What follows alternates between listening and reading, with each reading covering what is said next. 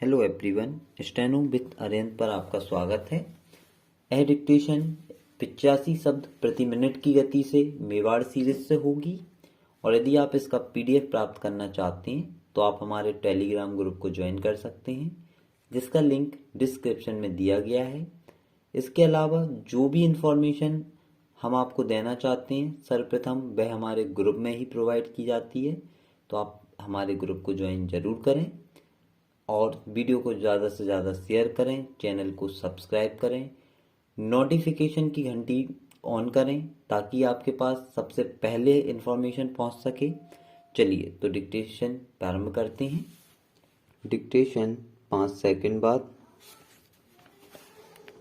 महोदय, शहरी तबका हो या ग्रामीण तबका, चाहे उद्योगपति हो अथवा किसान, विद्युत कटौती की समस्या से सभी लोग ग्रसित हो रहे हैं, लेकिन मंडल ने इस समस्या को दूर करना छोड़ अब अघोषित कटौती की बजाय घोषित कटौती का जामा पहना दिया है। विगत दिनों से मंडल ने संभागीय मुख्यालय में प्रतिदिन 1 घंटे और अन्य क्षेत्रों में 2 घंटे विद्युत कटौती करना शुरू कर दिया है, जबकि इस समय ग्रामीण इलाकों में सिंचाई के लिए बिजली की अत्यंत आवश्यकता होती है। इसलिए निर्बाध रूप से बिजली की आपूर्ति होना चाहिए। यहाँ यह उल्लेखनीय है कि इस वर्ष खरीफ फसल की बोवाई कुछ विलंब से हुई, वहीं अकस्मात मानसूनी बारिश की वापसी के कारण यह जरूरत उत्पन्न हो गई। इस समय सिंचाई के लिए किसान को पानी की बहुत आवश्यकता होती है और बिजली के अभाव में पानी नहीं सींच सकते हैं। इसलिए यह मुद्दा बिजली से संबंधित हो जाता है। इस प्रकार के बिजली व्यवस्था में व्यवधान होने से खेती करना कठिन हो गया है। रबी फसल या अक्टूबर-नवंबर के समय बिजली की जितनी मांग होती है वह मांग अभी अभी बढ़ गई है। मांग के अनुसार पूर्ति ना होने से कृषकों को बहुत परेशानी का सामना करना पड़ रहा है। बिजली के अभाव में अनेक उद्योगों में उत्पादन ठप होने की स्थिति पैदा हो गई है। कई लघु और मध्यम उद्योगों ने उत्पादन करना ही बंद कर दिया है।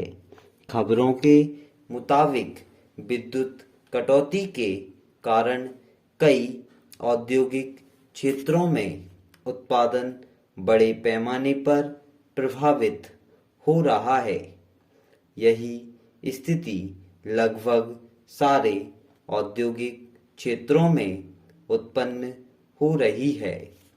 राष्ट्रीय ताप विद्युत निगम की 21 मेगावाट की एक इकाई उचित रखरखाव के अभाव में इन दिनों बंद पड़ी हुई है, क्योंकि बीच बीच में ताप विद्युत घरों में व्यवधान होता रहा है, जो कि उसके कर्मचारियों की लापरवाही और उदासीनता का ही नतीजा है।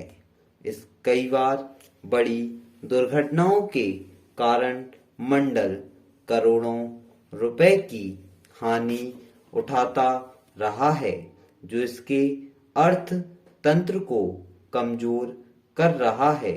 नतीजतन यदि मंडल विद्युत उत्पादन के लिए नई परियोजनाओं तथा इकाइयों में नई तकनीकी विकसित करने या आयात करने में सक्षम नहीं होता है तो इसके लिए मध्य प्रदेश विद्युत उत्पादन मंडल की जवाबदारी साबित हो जाएगी।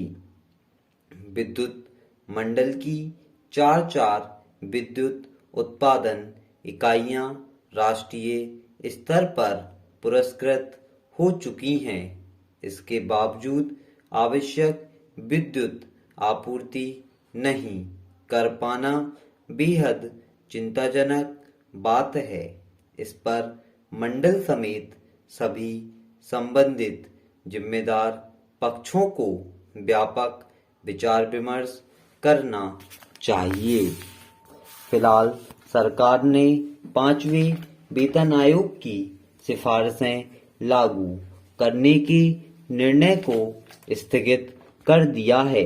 अगर वेतन आयोग लागू हो जाता है तो इससे करीब 52 लाख सरकारी कर्मचारी लाभान्वित हो जाएंगे और इसके लिए सरकार को 13,500 करोड़ रुपए की आवश्यकता पड़ सकती थी। केंद्रीय सचिव ने कहा कि ये सिफारिशें लागू न करने का फैसला विभिन्न कर्मचारी संघों द्वारा इसे विसंगतिपूर्ण कहे जाने के बाद लिया गया है।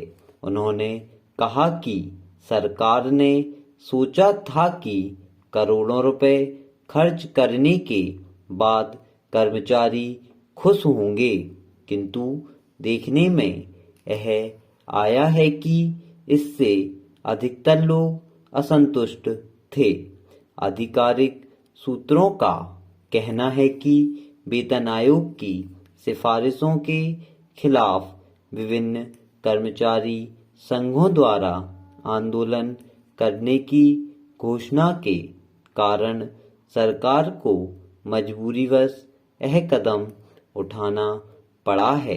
कतिपय सूत्रों का कहना यह भी है कि सरकार ने ये सिफारिशें केवल इसलिए मंजूर की थीं ताकि कम वेतन पाने वाले कर्मचारियों को इसका पूरा लाभ मिल सके।